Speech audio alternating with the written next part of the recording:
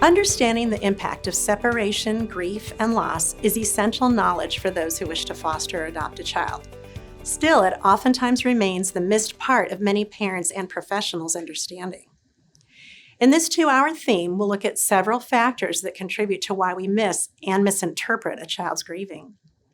Children's grief often looks different than adult grief. Children often express their grief and the feelings that come with it in their behavior, and that causes many to misinterpret a child's natural reactions to the losses that they've had. We see a child as misbehaving rather than dealing with deep and painful losses. Loss and grief can be tough issues to talk about in general, but as a society, we really don't know how to recognize and respond to ambiguous losses. There's no rituals and customs that we can draw on to support a child who's been separated from their family. And how do we grieve a family that's still out there in the world? That's hard for us and even harder for a child. Children need help in understanding their grief and support in dealing with it. Sometimes we don't want to see a child's pain because it's painful for us. It might even stir up our own unresolved losses. But it's essential that we help parents who foster or adopt to recognize grief for what it is and help facilitate and support a child as they grieve. Now let's talk about the nuts and bolts of this theme. We'll begin by listening to a podcast featuring Greg Manning, who's a psychologist that specializes in helping children deal with loss and grief. He makes several important points that will be expanded upon throughout the theme. Like, grief is a normal response to loss, but it can be confusing and scary for children, especially children who feel unsafe and unsupported by others. And children often display grief through their challenging behaviors. So parents who are fostering or adopting play a crucial role in helping a child grieve their losses. Section 2 of this theme looks at the impact of unresolved loss and grief and how they can interfere with forming new relationships. Ambiguous loss is defined, pointing out that it's often the type of loss that children in foster care or those who've been adopted experience. It's also important to remember that children who were adopted as infants or those who are being cared for by kin can also experience ambiguous loss as they deal with the unanswered questions and the what-ifs in their life. Common symptoms of ambiguous loss and unresolved grief are explored to help participants to be better able to recognize grief. Children who have experienced significant losses too early in life might be in survival mode. They can't move forward in their grief oftentimes when the situation is unclear.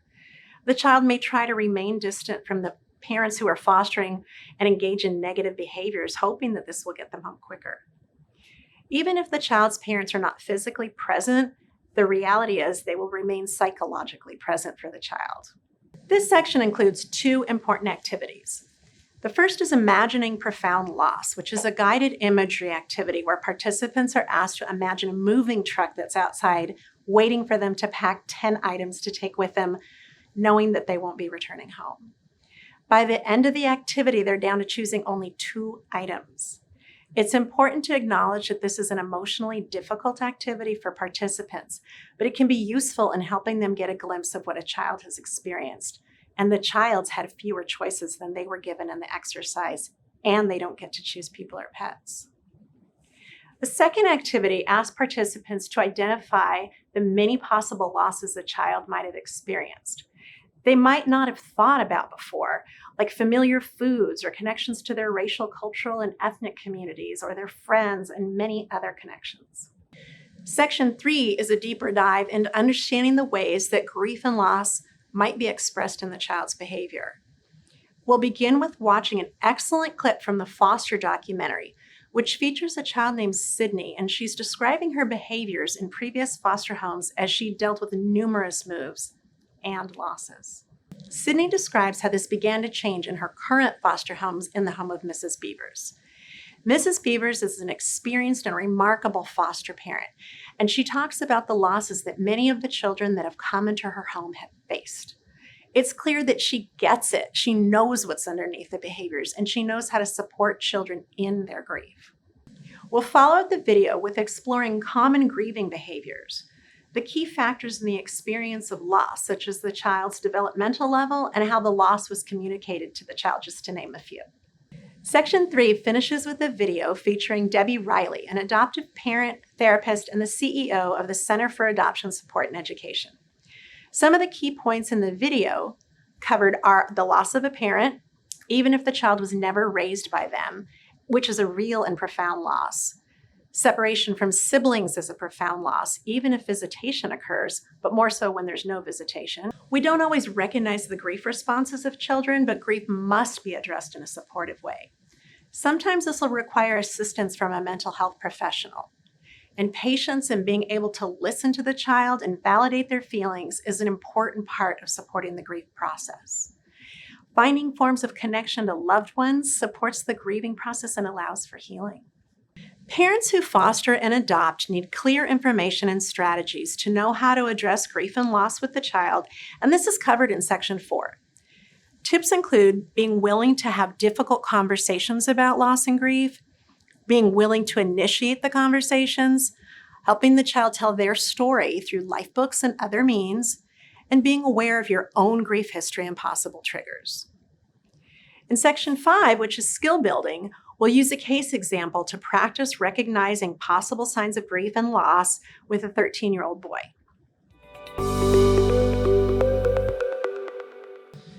The key takeaways in this theme are that children in the foster care system are likely to experience unresolved grief and ambiguous loss. Grief is a normal response to that loss, and grief and loss are often the underlying causes of behavioral concerns. So helping a child grieve is an active process, and parents who foster or adopt need strategies and skills to support a child in this process. Grief work will take time and patience. Now let's talk about some challenges that you might experience facilitating this theme. The reality is the concept's new, and many prospective foster and adoptive parents might have only thought about the positives and the benefits of foster care and adoption. So just acknowledge this and take a moment for the ahas to register. People sometimes will get bored or seem fidgety in this theme because the topic of grief and loss moves slowly and it can be sad. So just acknowledge this, check in with them, and pace yourself.